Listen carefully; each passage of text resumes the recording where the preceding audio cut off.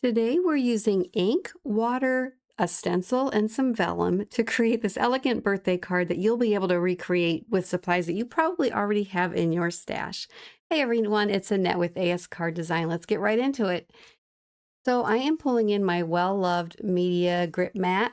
Actually, it's just a media mat, but you can see it's been well-loved. It is clean, but I love ink smooshing on it. But I'm using these three inks from Gina K. We got Kelly Green, Medium Carnation, and Marigold. I love these three colors together. So I'm just going to get right down into it, and we're smooshing down a little bit of each one of those colors, starting with the carnation and then the marigold and then the Kelly green. And then we're going to spritz it with some water. And I got my Ranger spray bottle. All the supplies are listed in a visual supply list in the description below. And my favorite stencil from Gina K is Festive. I use this all the time. So what we're going to do is we're bringing in a piece of card panel and paper towels, and I have my Festive stencil, and we're going to plop that right into that wet ink. This is going to kind of create a watercolor effect on our cardstock, which is very pretty. You're going to see that here in just a second.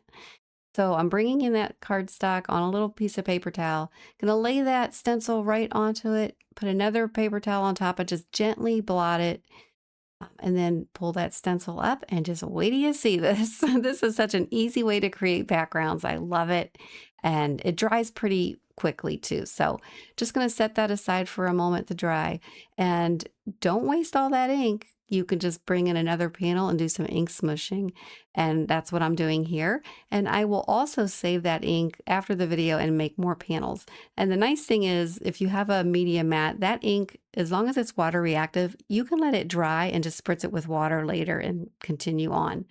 So I'm bringing in my heated craft tool just to finish drying this. It only takes not even a minute. I did not edit that. So there's my dried panel. We're going to set that off to the side, and I'm bringing in some vellum. Now, this card is very quick and easy to make, and I just love this technique. So I have my Misty tool and bringing in this beautiful stamp set from Gina K called Bright and Beautiful, and I want to use that floral image. So we'll just go ahead and we're going to stamp right onto the vellum. And I love doing this, so I wanted to just incorporate this on a birthday card. And we'll just go ahead and we're going to ink that up with, I'm using Gina K Black Onyx today, but you can use VersaFine Nocturne or any ink that you wish, but I am choosing the Black Onyx, and we'll stamp that down. And I'll do that a couple times, and you do have to allow this ink to dry. I was impatient, and you'll see later I did not let it fully dry, but it all worked out in the end. But I do stamp this here twice, and I'll bring it up to the camera so you can see how beautiful that image is. I'll go ahead and clean off my stamp and get that put away. And then we will carefully remove our vellum. I have a grip mat in my Misty, and there you go. Beautiful image. So we're going to set that aside. Bringing in just a scrap piece of cardstock, and I'm using a paper hug stamp and die set from Gina K. And we're going to use that birthday wishes stamp, and then we'll die cut that out. I love this little stamp set. The stamps are nice and small sized. They're not too small, but they're just the perfect size to put on tags. And I love to do that too for birthday tags and things like that. And we'll go ahead and get our birthday wishes stamped down.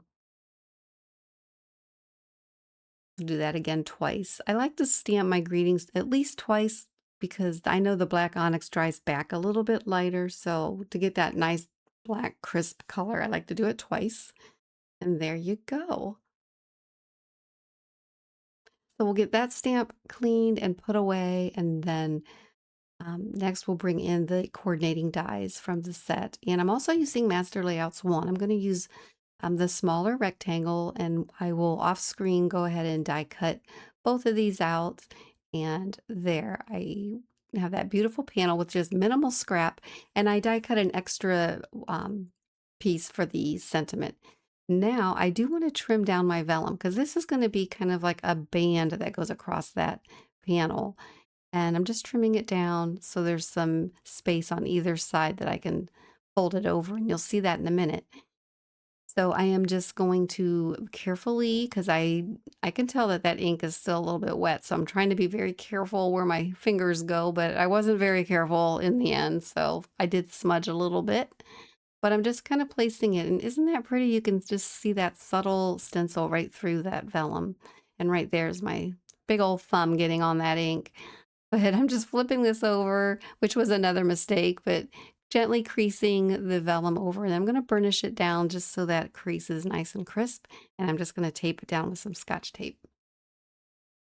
And I'm going to do the same to the other side. And here is where I'm noticing I have a little ink on my fingers and on the back of that panel. So I know my ink is not fully dry yet, but onward we go. I trudge on. And then get that tape down, and then I'm just kind of reassessing. And I see now that I have black ink on my desk, so I am going to go ahead and clean that off. And then I'm going to be super careful with the rest of where my hands go on this panel. So time to glue the extra piece to the sentiment. And I like to do this just to layer it up, and it just gives a little bit of stability and gives it a little lift off of the panel, and I like that. And then we'll go ahead and bring in some Petunia cardstock from Gina K. I love this color, so I thought I'd bring in some of the pink, but you could have easily just used a black matte or one of the other colors, the green or the a yellow color.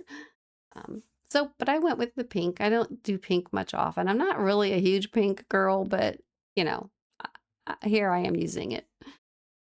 So I'm carefully getting that down onto the matte layer so I don't smudge that beautiful floral image. And then we'll go ahead and put that down on our card base. This is a US A2 side folding card base.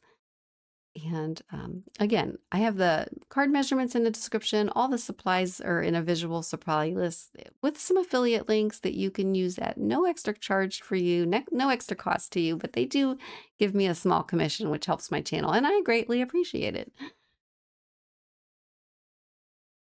So I hope you let me know what you think of this card. It came together very quickly, and I hope you give it a try. This is a great way to make backgrounds, super easy, super quick. And if you're just not feeling like making anything or you're not sure what to make some backgrounds, and then they'll be ready to go when you want to make a card. And that is the finished card. Quick and easy. And I hope you enjoyed this video. Give it a like and subscribe if you're not a subscriber. I'd love to see you again and have you be a part of this community. Until next time, I'm going to put another video at the end of this one that I hope you enjoy, and we'll see you again. Bye-bye.